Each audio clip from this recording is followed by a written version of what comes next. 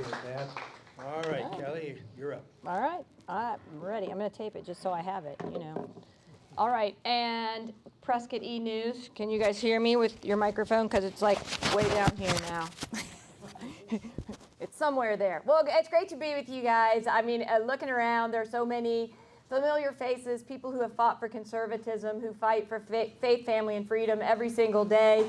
And it's great to be here in Prescott after my mom is with me, also, you know, Lorraine Bird, she's right here, my mom. And Mike would be with me, but he's working today in the ER.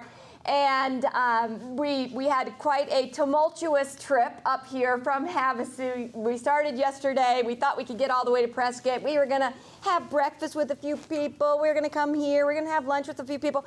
But then a blizzard came, which you guys didn't get it in Prescott. It was, from what I was talking to Jim. Jim's like, it's fine, it's all good.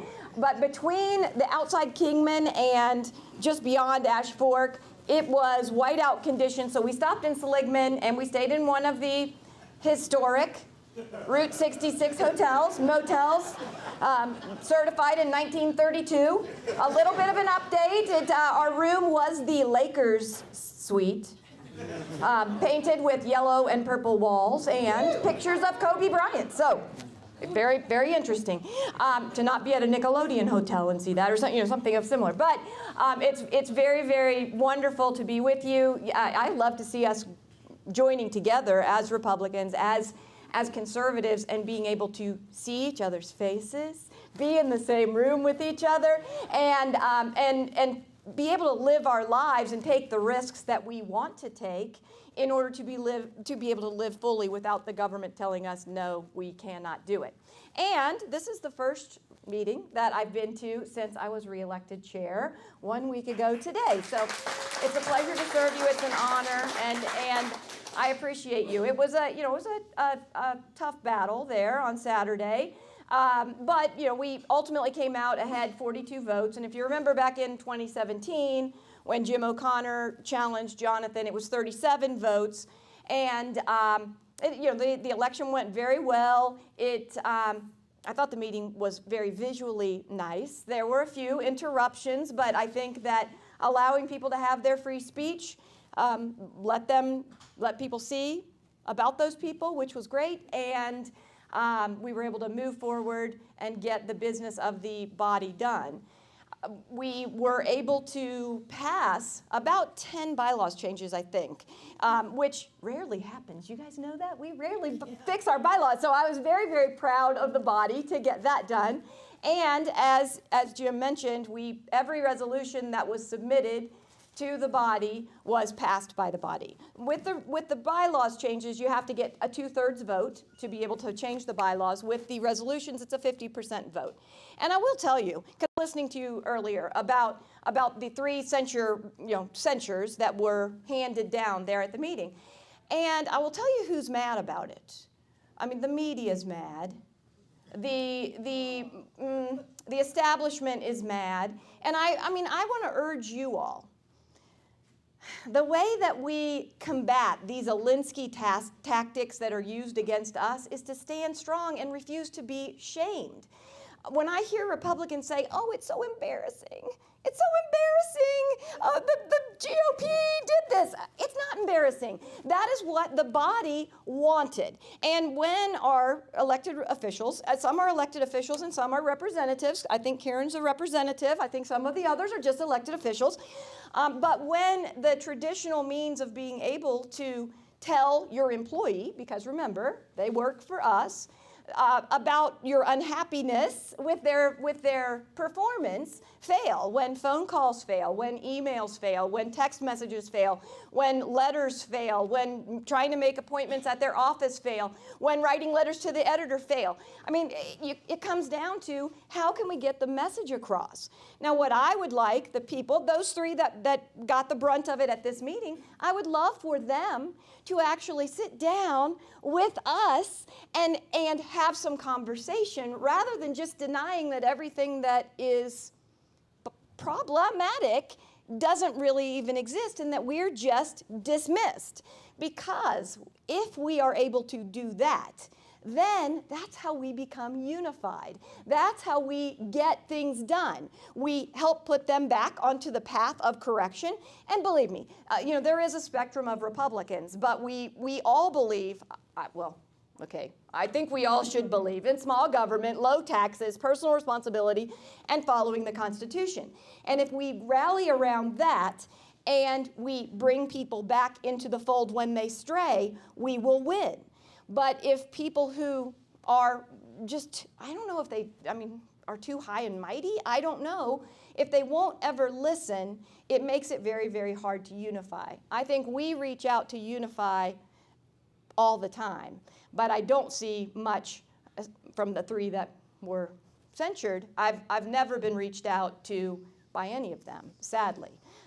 So we've got work to do. I'm willing to do it. I think if you look at the track record over the last 2 years, one of the biggest champions of making sure that we do come together and that we fight for Republican wins after those primaries are over was me. I worked very hard, no matter, I know some of you guys were on with a different candidate in the primary, and I'm for primaries. Obviously, I'm for primaries. Every race I ever ran, when I first ran for state senate, it was a three-way primary in the Republican primary against a presumed incumbent who had been in the House for 8 years and was coming over to the Senate for her seat against one of the former mayors of Lake Havasu, and then me, who had never been in politics at all. So that was an interesting trial by fire into politics. My best election was the second, actually, because I didn't have a challenger from the Republican side or the Democrat when I was reelected to the Senate. That was pretty good, I have to say. And then my 2 runs for U.S. Senate, that was a primary challenge. It was a primary challenge because I wasn't our elected representation, and I wanted to move us to the right. I think that if you look at my overall record, I definitely have moved the party to the right in general, and I want to continue to do that. Not because I want us to be a party of extremists. I don't think that wanting low taxes, wanting small government, wanting my family to be able to prosper, wanting my kids to be able to get an education without indoctrination, wanting to follow the Constitution, wanting to live as a free American is in any way far right, extreme, or in any way, shape, or form. And so we've got to change that narrative. And I'm working hard to do it, and I hope you guys will join with me to make sure that we can continue to do that for the next 2 years. It was, in the primary, it was hard. And Karen, we had a primary in Maricopa County for one of the Senate races.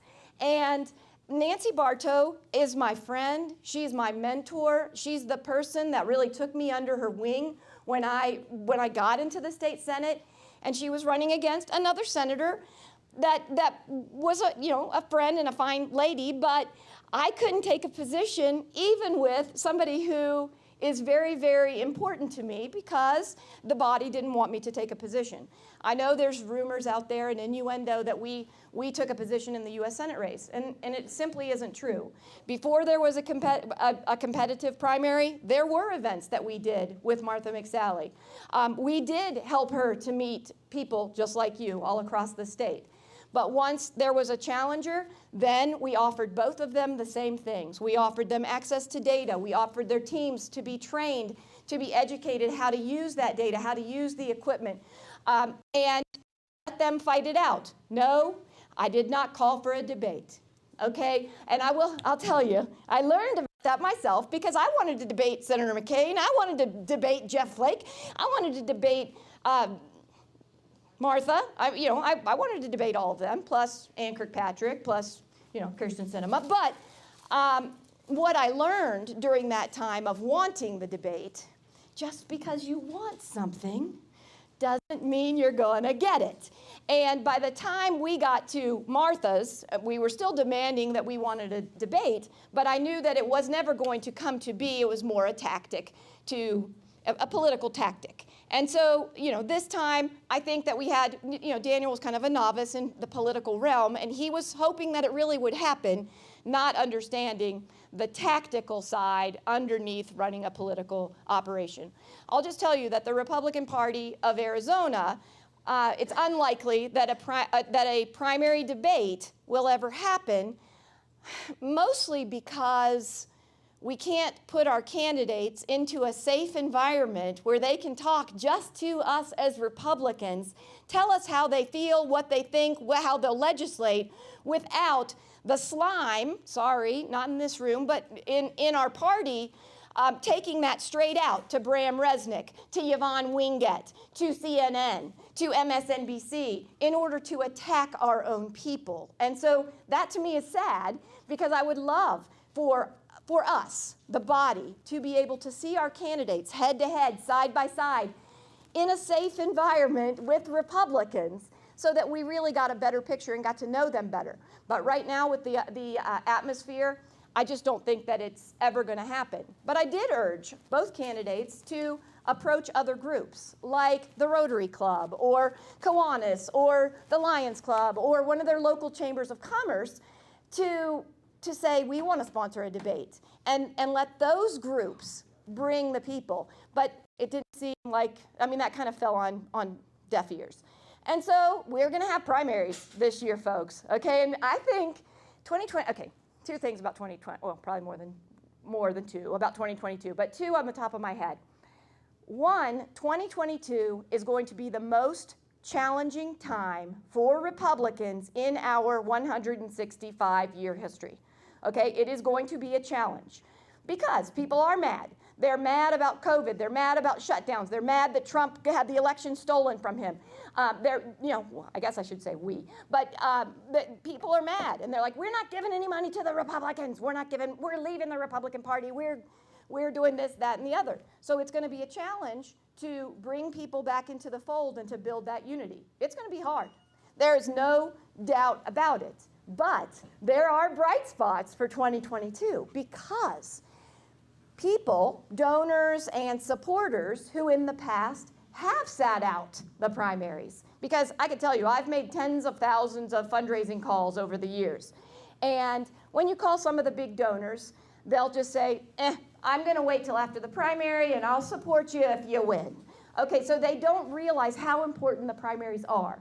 2020 showed them how important the primaries are. While we've got Mitt Romney sitting over there in the Senate, we've got Liz Cheney sitting in the House, we've got these Republicans who refuse to listen to us, and I think, I hope, I pray that we as conservatives will stop snatching defeat from the jaws of victory, and we will come together, we will find our candidate, we will be able to have meaningful conversations when there are 3 or 4 or 5 of them, so that we are going into those general elections as strong as we possibly can, because folks, this is the time when we change the whole face of our electorate, of the people that are supposed to be working for us. We can, as long as we don't get into the petty back and forth, attack, no one's good enough except for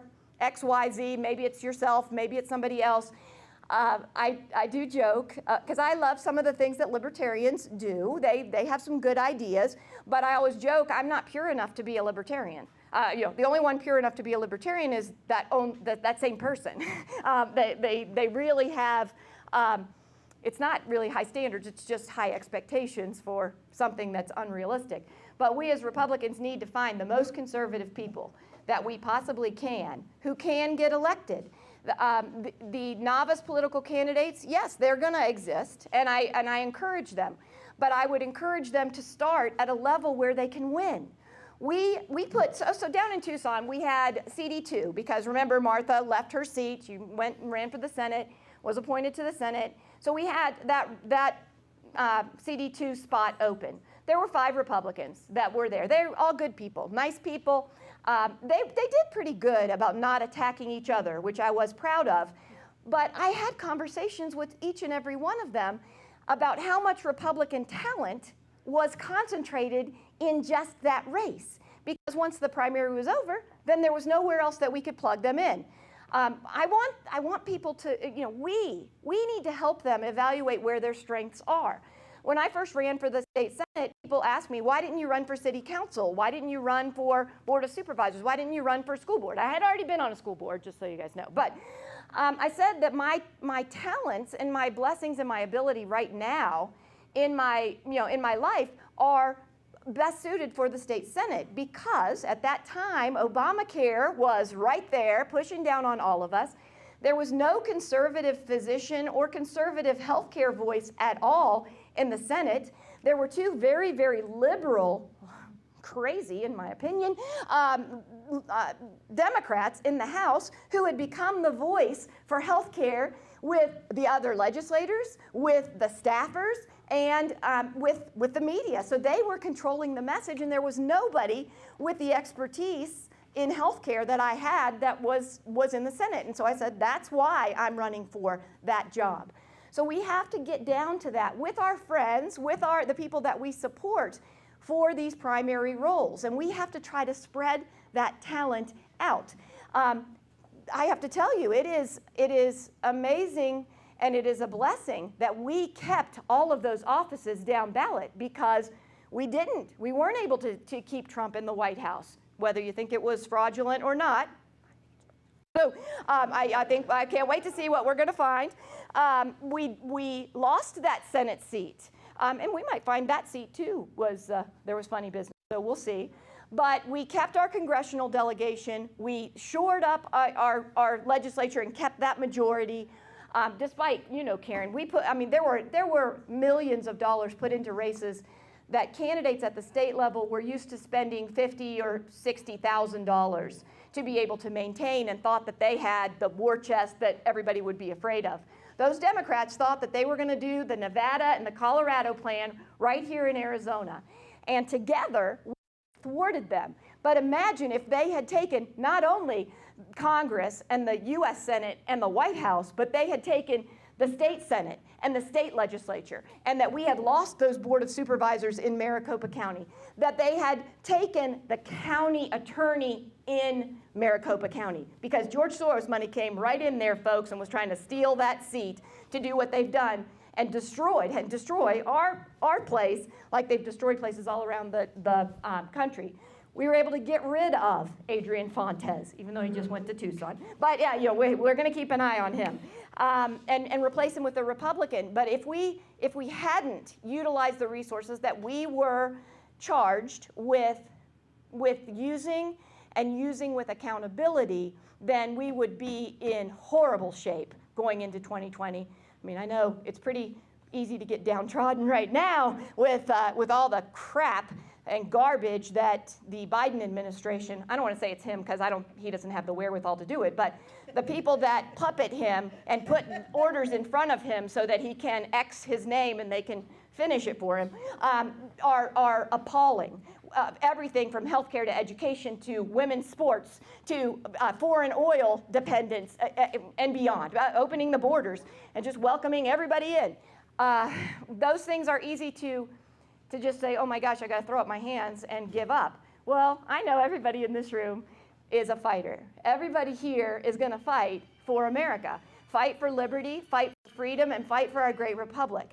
I look forward to helping you, to being a leader in this endeavor, to giving you the skills and the abilities to be able to fight locally so that we can win nationally and win globally.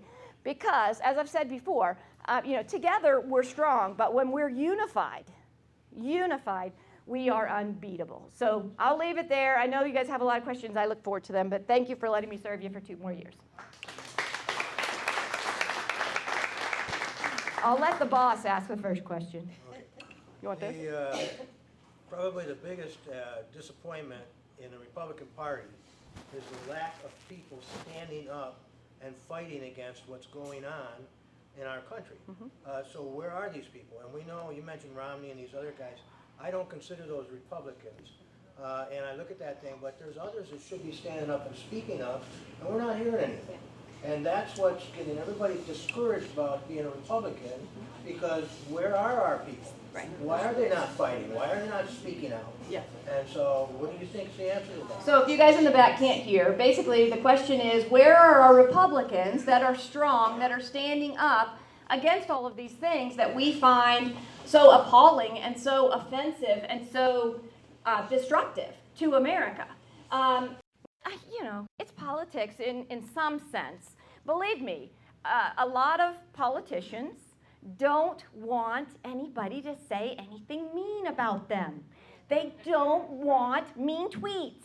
They don't want somebody to put their name in the paper, and so they're more than willing to just cow down. Now, I'm going to tell you that my election on Saturday was Donald Trump endorsed me in that race. It was the first thing that he did politically since leaving the White House.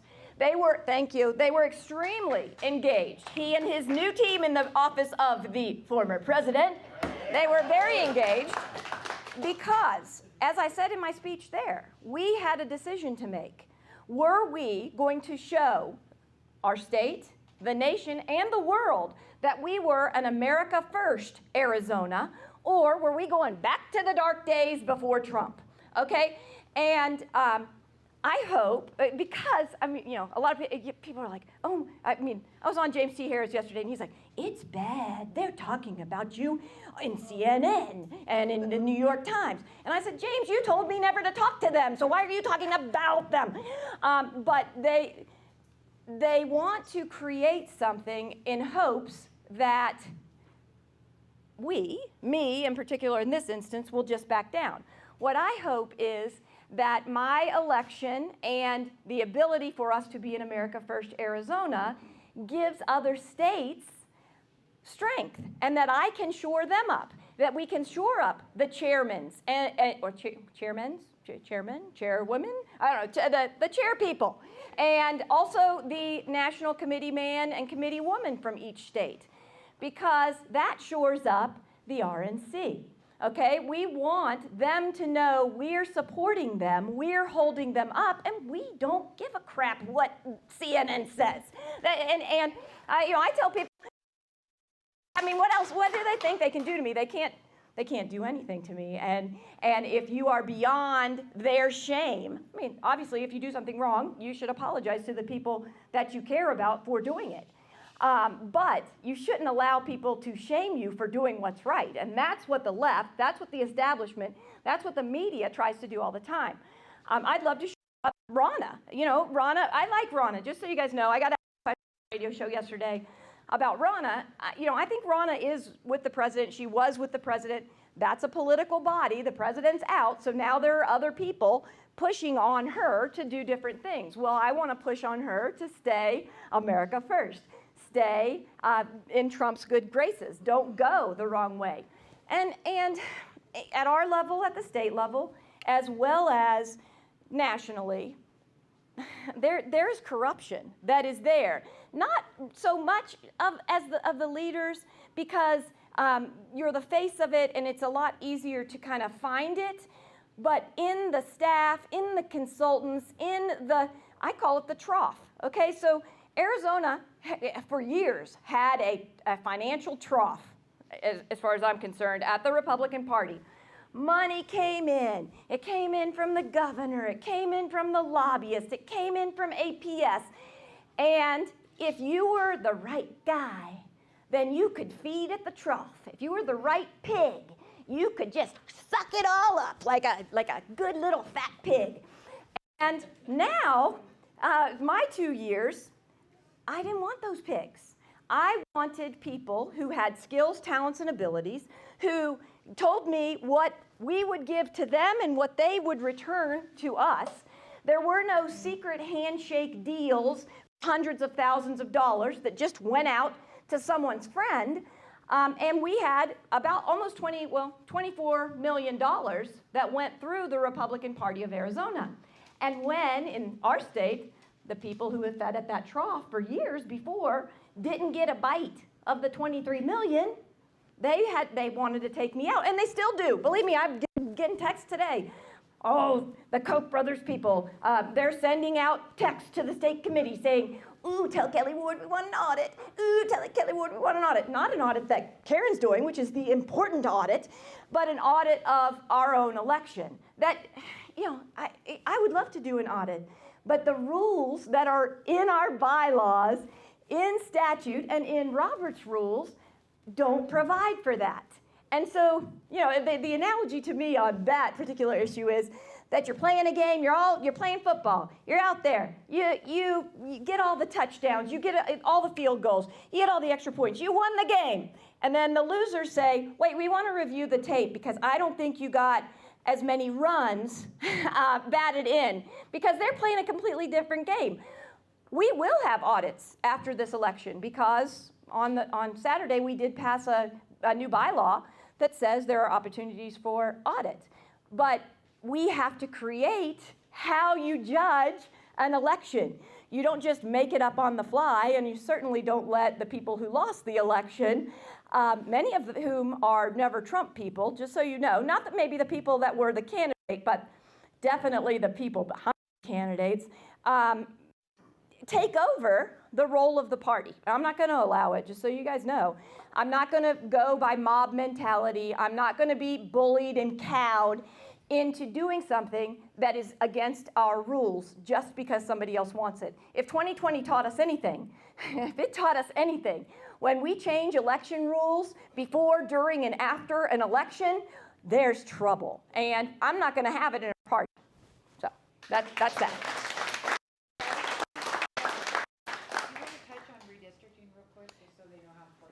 Oh yeah, we one of the things that the party wants to do with you all, with you Lois, with you Jim, we want to teach you all how to testify as the redistricting commission travels the state. The Democrats were stellar at that in 2010. So they have they chosen the attorney or the maps yet? Or they're doing it next Thursday. okay, that we got to watch it. I'm worried about that, about who they're going to choose. I mean, my personal opinion, and I don't know her yet about the chair, is that we kind of got the short end on the chairman of the commission, who is an independent. She's a never Trump person, but she was a Republican, apparently the last time when she was registered. And so I want to try to build relationships with her so that she doesn't think that we're evil, terrible people, which we're good people. So, but when they travel around and they're listening to the citizenry, we have to be prepared because we're going to get another congressional seat this time. So we'll have 10 districts. We want to make sure that as those lines are drawn, that that they truly reflect the electorate of Arizona. Because the last time they created that new district specifically for Kirsten Sinema, okay? The way they cut it, the way they carved it. The district that Paul Gosar, you know, our congressman that he has, was created not for him. You know, it was created for other politicians, and because nobody could make a district like this. Yeah, I mean, that's crazy talk right there. And so, yeah, so we've got to keep a close eye on that. And I think the people that will be most affected are the legislators, because for Congress, you can live anywhere. I mean, I was thinking about running in Wyoming, even though I'm here. You know, what the heck? Might as well. You could live in any state, and you could go to Congress. So the congressional districts, you know, they're not that. That's just a joke, too, guys. Just hello. That's just a little joke. I talk to the microphone. That's just a you know, little humor about me going to Wyoming, because it's much too cold in Wyoming, and there's far too few people. So, but we do have to replace Liz Cheney, in my opinion. But the state legislature, they are confined. They are restrained by our laws, which means you have to live in the district, and you have to live there for a certain amount of time before you can throw your name in the hat. And so those districts are going to be very important how they're distributed. You guys don't want to lose Karen as your representative, you know. So we need to be at the table. And that's going to take you. It's not me traveling around the state and following the district redistricting commission, and every time I pop up and I do a testimony. We need your voices. We need you all to be out there being the champions, and we want to help you be the best champions you can for the process. Yeah. You know, not a criticism, but a suggestion. You had a rally on the courthouse square, and we were pushing for Senate, which we really needed to do, and it didn't work out. But there was no local or state candidates on that stage. And we don't want to give them a microphone because they will talk forever. Yeah. But Sorry, I was just talking forever. yeah, just have them on the stage and say, so-and-so running for this, and let them smile and wave next time. I appreciate that. That was a Senator McSally event, and so we didn't have control over it. But we can always make those suggestions. Because I do think one of the things the Democrats do that we sometimes are challenged to do is they are able to rally their troops and go like this. And what Republicans do is we go like this. And so that's what I mean by united, we are invincible. And so I think we should always include as many levels of people running as we possibly can. If the U.S. Senate candidate is out canvassing, or their team is, we should have the congressman or congresswoman there, the legislators going with them, the school board candidates, the justice of the peace candidates, the people that really know you, the city council, the board of supervisors, because you guys see them every day, well, potentially every day. And so, yes, I do. I want to do it. I want to rally it. But you also have to understand that the Republican Party of Arizona doesn't have control over the counties, over the legislative districts in Maricopa and Pima, and probably Pinal will be split up after this because they're going to go over 500,000 into legislative districts. And we certainly don't have control over the candidates. I wish we did, sometimes. Myrna. First, I want to congratulate you for your reelection. Thank you. And I think Arizona would be a very different place because you're a fighter. And the rest of them didn't.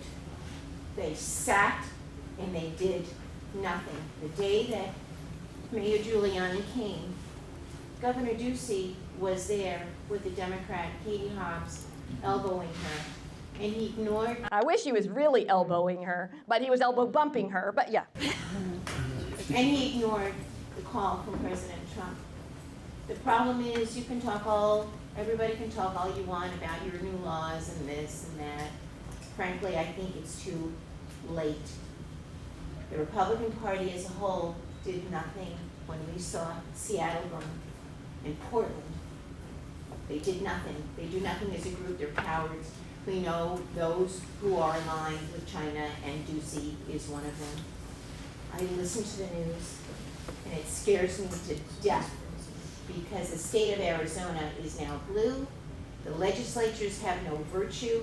They have given this to the Democrats, and we are the targets. The Christians are the targets, the Jews are the targets, the white people are the targets, and they are coming after us. I listen to them, and let me tell you something. This is Nazi Germany. Their hatred, the way that they talk about us. I am very frightened, and frankly, the Arizona legislatures did nothing, and so did our governor, and it is too late. If these election laws are not changed, we will never win another election in the state of Arizona, nor our country. The deep state is so deep, I couldn't even imagine it. Thank you, and I appreciate your opinion for sure. There were many legislators who were right there fighting for election integrity since November 4th. Since the day after the election, they were there. It wasn't enough, in my opinion, and Congressman Gosar and Congressman Biggs were the champions. Not just for Arizona, but for the country at the congressional level, and I'm very proud of them. And I was, and not to be self-serving, but I was willing to put myself out there. Believe me, I thought November 4th till January 23rd, well, at least the time when we weren't planning the meeting, that it was going to be relaxation time. We could put our feet up. We can go to the beach. No, we had to fight for our president, fight against corruption and fraud, and get to the bottom of this. And that's why I am very proud of you guys, Karen, really, because Arizona is this, we are the keystone. Pennsylvania is not the keystone. We are the keystone to this. I get to talk to a lot of people. General Flynn called me yesterday, and he mentioned some of those things. He said, we have a huge, huge problem inside our government with the communist Chinese. you know, the Chinese Communist Party, if you want to say it, and the China virus. I'll just say it because we're not allowed. But the Chinese Communist Party is a huge problem. Also, radicalized Islam is inside our government. Those two things. And I hate to hear you say you're going to give up, but I'm going to shore you up. I felt that way too. If you guys were at the state meeting, I said I didn't know if I was going to run chairman of this party. I'm like, well, I don't want to be the leader of wimps and cowards and backstabbers and thumbsuckers. You know, as Trump said, you know, under the table, sucking their thumbs, saying, "Mommy, mommy." No, I didn't. I'm like, ugh. And the president called me, and I was like, Mr. President, like, what are we going to do? I said, the people, first I asked him how he was and how his heart was, how his soul was, because I don't think a lot of people don't realize he's human too, and they've dehumanized him and us for so long. So made sure I asked him that. But I said, we need to hear from you. Like, what do you want us to do?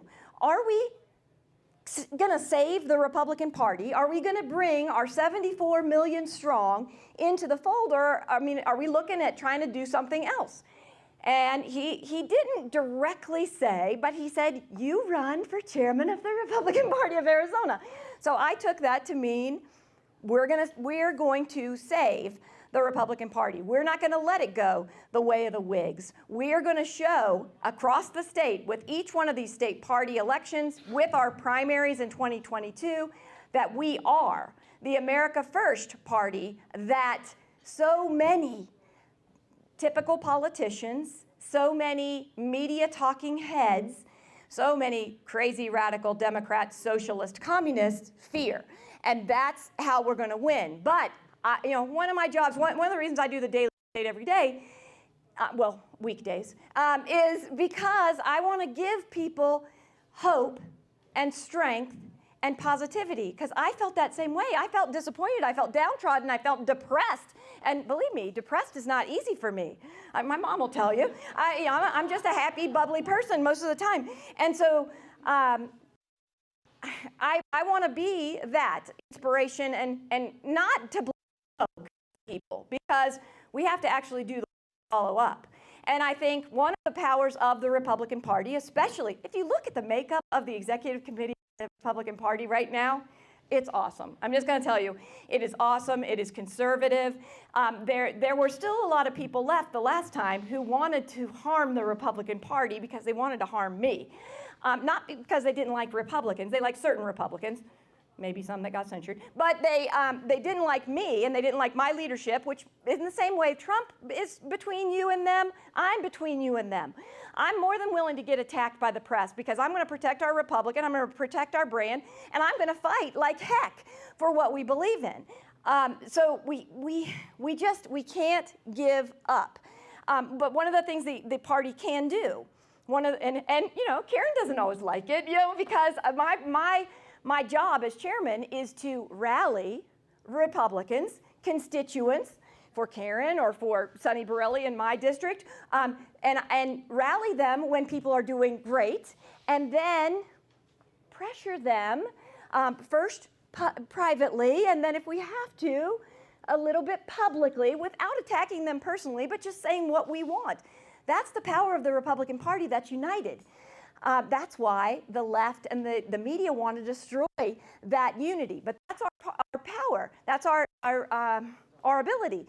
And I mean, you tell me if I'm wrong, Karen. I mean, if after the election, the Republican Party and Gosar and Biggs, everybody just left the stage and said, it sucks. We lost. Trump's gone, and we're all just going to cry a little bit, but we'll just get on with it. We'll deal with 4 years of Biden's people and Kamala, we'll just deal with it. I think if we didn't have that political power, I mean that political pressure and political praise, it would have gone by the wayside. Maybe I think too highly of everything that we do, but I think that pressure is something that really got us to where we've got a strong legislature that feels shored up by us to do what has to be done to find out what happened in the 2020 election and fix elections going forward. Congratulations. Thank you. So I have a question. Number one, I was born in a country that was communist under the Chinese. okay? And I mean, that's why I'm a citizen. So that's a major concern for me, seeing what's going on around here. The second thing is I also have 300 business clients, small businesses, that said they are not going to vote Republican. How do we get them back? We have to put our money where our mouth is. We can't just talk. We have to actually get these bills in. Then it's up to us as the party to publicize that to people who aren't as connected as us. Because believe me, we are not normal people in this room. Normal people are out and looking at the sun and the beautiful snow everywhere, and we're here in this room talking about the swamps of politics.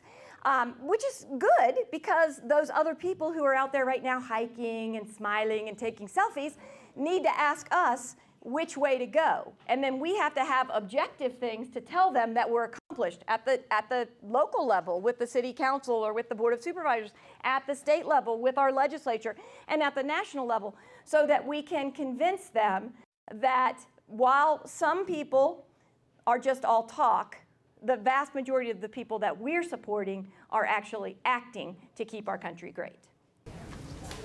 Again, congratulations, Kelly, on your event. Thank you. Last week. A little bit to expand on what the gentleman said. Some of my neighbors had stopped me the other day and said, Donna, the Republican Party is split. A lot of them are going to go to the Patriot Party. I said, look, that is not the way we need to go. I mean, because we are not a two-party country. We are either Democrats or Republicans. It's not and they talk about McConnell and all those that are not, they just kind of left. I said, they're not the party, we're the party. That's right. That's right. So how do we get them back? I mean, that's why I said earlier, this is going to be the hardest 2 years. It's not just going to be about fundraising, it's going to be about getting them back into the fold. I mean, we have a very robust goal for voter registration this year. So in the last 2 years, we registered 202,000 and some change new Republicans, a record over the last 3.5 decades in Arizona. So we registered more, but we want to register more Republicans this time. 250,000 is our goal. We've got some investors who are willing to help us to be able to do that and to put an unbeatable operation into place. So we've got to recruit them. And then with the Patriot people, okay, so number one, I will tell you, if somebody tells you there's a Patriot Party, either here or nationally, and they want your money, do not give, and don't give them your email and don't give them your cell phone either, really, because a lot of them know, and you guys have seen this before, the games that people play to be able to raise money that never actually trickles down what it's supposed to do. I think the people who are passionate about being a patriot and being part of a patriot part of the Republican Party, I urge them to come to the Republican Party, become a precinct committeeman, learn how this whole thing works, become a state committeeman, stop the madness of letting some of these very or more liberal districts in Arizona, especially in Maricopa County, bring, dozens of proxies from people who have never, ever set foot in a Republican meeting or event or anything. And so, but it takes us getting our people to the table, because they won't be able to overcome us. There's 60% of the spots, the precinct committeeman slots, open. You guys have to each know, if each person would recruit 2 of your conservative, don't recruit your not conservative friends. Bring 2 of your conservative friends to get appointed to be a precinct committeeman. I'm sure Lois will help you. I'm sure Donna will help you. I'm sure all these, everybody. Slots in this county. Yes. 200. Yes. We're at the best we've ever been, but we have 200 more to go to have our army ready for 2022. That's so right. we need 200 slots filled in 2021. And how many people are in here? 50 to 60? Please raise your hands. Yeah. Okay? So there's 50 to 60 people right here. If everybody gets 3 or 4, well, we got to get the ones that didn't raise their hand here first. But if everybody gets 3 or 4, then you take over and I hate to say take over, because that implies like destroying what is here currently. But you get a voice that is much stronger than what we currently have in power. And I will tell you, I'm proud of what I've done over time, because I got rid of Jeff Flake. That was number one, and I'm Sinema got in there, but we do know that with her votes, what we have to fight. Okay, we know that she's the political adversary, whereas with Senator Blake, to make excuses for him rather than, fighting him like we're fighting Kirsten Sinema. So, but that moved our party to the right. My running against John McCain, believe me, people said, I don't want you to be a sacrificial lamb. Oh, you have such a bright political future ahead of you. And I'm like, I don't give a crap about a political future. I give a crap about the future of our country. And so running against him moved us to the right a little bit. Jeff Flake, a little bit to the right. With this last election, a little bit to the right. We can't expect massive jumps. And the first time I talked to Daniel, he came to the office, and I told him, it's not the right time for you to do this. This is a 2-year term. She's already been endorsed by President Trump. The party is already coalescing behind her, whether it's here in this room, but across the country and across the state. There are other things that you could do that would be valuable, but he didn't want to hear that. And so we have to have those conversations. We have to fight fiercely, and we will. We can win, Myrna. We can do it. Just don't give up. I'm not going to let you give up. I'm going to make you stay. I get Frosty Taylor's newsletter. Lucky you. And so the legislature's got, and the House has got a whole bunch of bills. Somebody made a comment that we need to do what the Democrats do, and we have to look at these individual bills and make comments to our legislators so that the skew doesn't always go to the left, that we have a voice in forming those bills that we want to see passed. And the ones we don't like, we ought to comment and say, we don't like this bill, and scrap it. Right. Thank you. Thank you for bringing that up, because I wrote down on my piece of paper, RTS, request to speak. Okay, and Karen, my request to you on request to speak would be, is it possible to purge out the system at the beginning of every session, so that, because somebody reported we had almost 5 million comments from around the whole country from Democrats, because they don't have anything else to do. A lot of them don't have jobs. They've just been told by AOC and Joe Biden's people that they have a right not to work and we'll still pay them. And so they can just sit on their computers and put things into the request to speak. I would love to see the request to speak to be valuable like it was whenever it first came. It wasn't used as much. I want it to be used more than it was then. But I want it to be used by actual Arizona voters who these laws that our legislature is contemplating affect. And the only way we do that is because right now it's basically a bastardized product. It is something that the left, and they're better at it. They're better at it than us, I'm sorry, at manipulating things.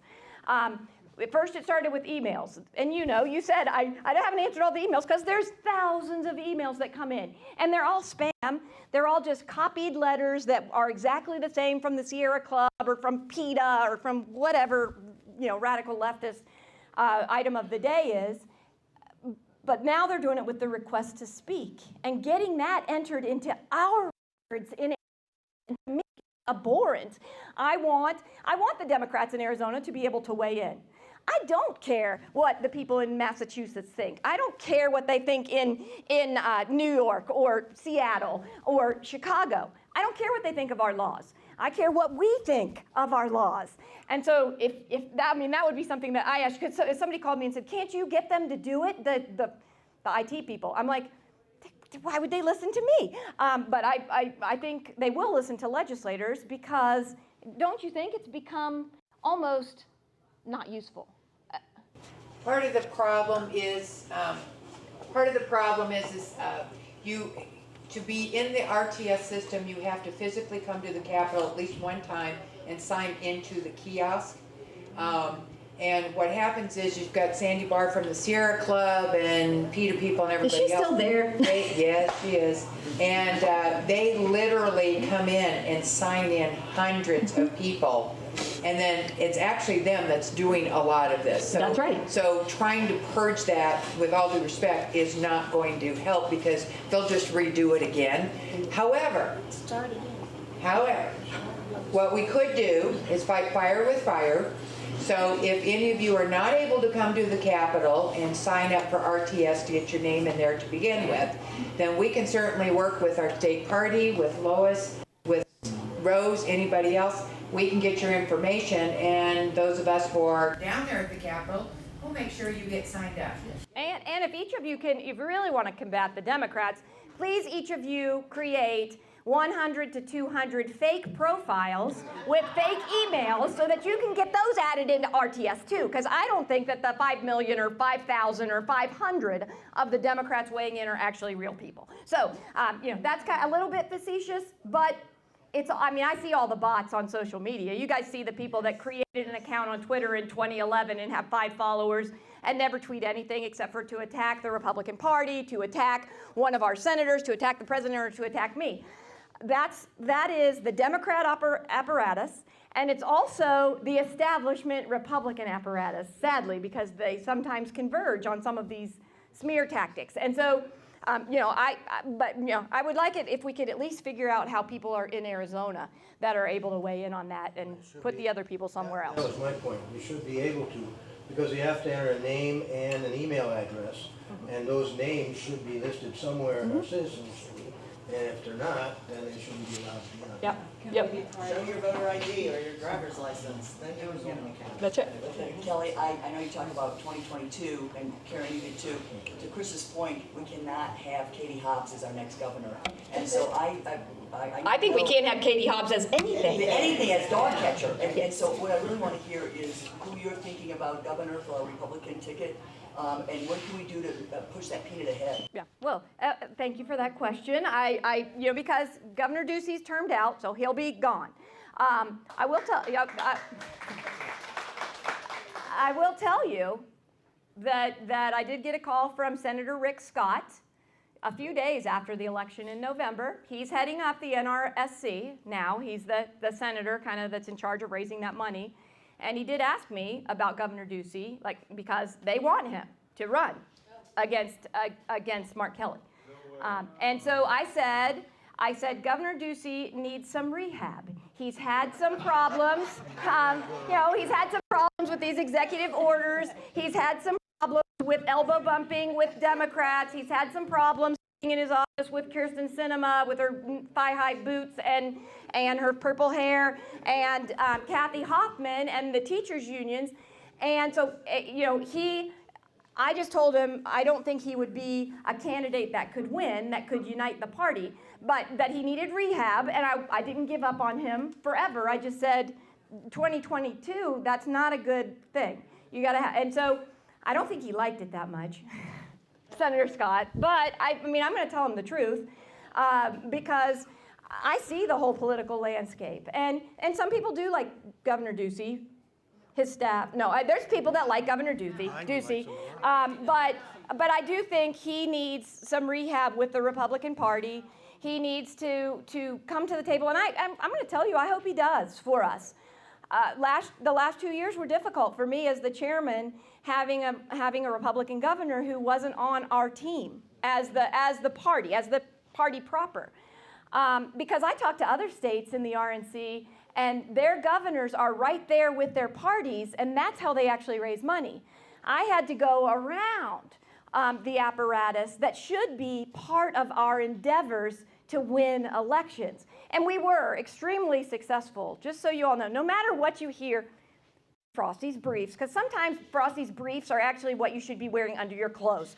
Because they just print all kinds of garbage. There's truth and there's garbage. Let me interrupt you for just a second. Yes. All right, we're running out of time. I know. So I can let her have one more question, and then we're going to call. All right, but let me just on the briefs. We have to use it to our fullest, but also realize that it's not always true and it's not always the most effective way. I do want us as the party, we've tried all these last 2 years to communicate with you all and I know you guys are getting emails, you're getting fundraising emails, you're getting party emails, you're getting state committee emails. We've tried as much as we can, but I would like to so the 3 people that ran for chair against me, I want to put them to work, because the ideas that they have You don't have to be the chairman to implement. You know, Sergio, he says he's a great fundraiser. He wants to help raise money. He's got all these people that are already ready to donate. I want him to be on the finance committee. I want him to do that. Bob Lettieri talked about his welcome wagon program and traveling the state to welcome new movers into the Republican Party. And then Ann, she's a newbie. I mean, she's been in Arizona, but she hasn't been in politics here. She was in politics in Iowa. She has communication skills and she has organizational skills. And getting back to the briefs, I would like us as the party to have an apparatus where people send things in and we get it out, much in the way that the briefs does, but from an entity that has an expectation that is a little bit different than what's in Frosty's briefs. So, well, that's a dangerous word, isn't it? That's a dangerous word. But I mean, well, if somebody puts something disparaging, it wants to write that in a blog or whatever that is for Republicans, I mean, I would at least expect that they would give a call to the other side. You know, Howie Fisher and the other people that are in the media don't do that, but I would expect us to do that for each other before putting things out that are destructive to individuals and also to our party. Last one. So I'm not sure if this question is directed best to you or perhaps Karen, but as a mother of a school-age child now and at the beginning of the COVID nonsense and the school closures, when they started talking about reopening forever ago, our local district put out a document that referred to reopening being tied specifically to social emotional learning curriculum. And so I thought that was interesting. It was curious to me, so I went and looked that up, and it is a program, Roadmap to Reopening, put out by the Arizona Department of, or at least endorsed by Arizona Department of Ed. And then I did a lot of back and forth and fighting to get answers from the local school district here. Finally, they did acknowledge that yes, they do adhere to that Roadmap to Reopening, and I asked, does that include, because they have it in two different columns through the entire document, half of it is COVID related, half of it is critical race theory. And I asked why, and if you are implementing the whole program, if you endorse and implement the whole program, a lot of people eventually said yes. Finally, she just answered, yes, we are. So that's when we decided we were homeschooling, and I don't know that we would ever go back. But I'm still concerned about schools in general. And not everybody's in a position like my husband and I where we are able to homeschool. And it makes me think of what she said earlier about it being too late. That from the left, they have been working and doing this long game. They've been chipping away at it for a really long time. They've been coming from the ground up. They have come in through the education system. They come in through our hobbies, like every single aspect of society. They come in from the bottom and they implement their ideology so that when we're trying to, you know, we talk about, oh, 2022 or this level here, we're working from the top down and looking at it very superficially. You don't stand a chance against an entire generation that has been educated to think that this country is crap. So when, or to think that, to start viewing everything through that critical theory lens, I find that terrible. Well, BLM is getting a Nobel Peace Prize when their whole mantra is no justice, no peace. Okay, no justice, no peace, and they're getting a peace prize. So my question is, from perhaps a legislative standpoint or from a party standpoint, just as a community, what can be done or what is being done to look at a long game, looking at the big picture down the road, next generation of raising our kids to love this country and to stand up for the Constitution and to be proud Americans without having to battle on a level of just nonsense, because when we try to have a conversation or you try to disagree, the left just continues to change definitions of words. Unity doesn't mean unity anymore. All of these words. Those are all whistles. Those are dog whistles. Right. So I mean, just what is being done or what can be done from a legislative or Well, from a party standpoint, that's another place where we can give praise when people are working with us and for the things that we believe in, and we can give pressure where they aren't. But we, as Republicans, also believe in local control, and so we've got to get us on these school boards, okay? Because the superintendent works for the school board, and that is game one that we have to do. I do think one of the bright spots that's going to come out of COVID, and actually one of the ladies that was on the school board in Lake Havasu said she thinks that some of this is divinely inspired because it has woken up a lot of parents that just thought, I'll just drop my kid off, they're at school, that's how it's supposed to be, to do just like what you are, homeschool or micro schools or joining with other families to ensure that they are teaching their kids the right path, because that's what we are charged with, is putting them on the right path. I don't know, Karen, if you have anything about the legislature, because I mean, they do the allocations of money, but paying for this education.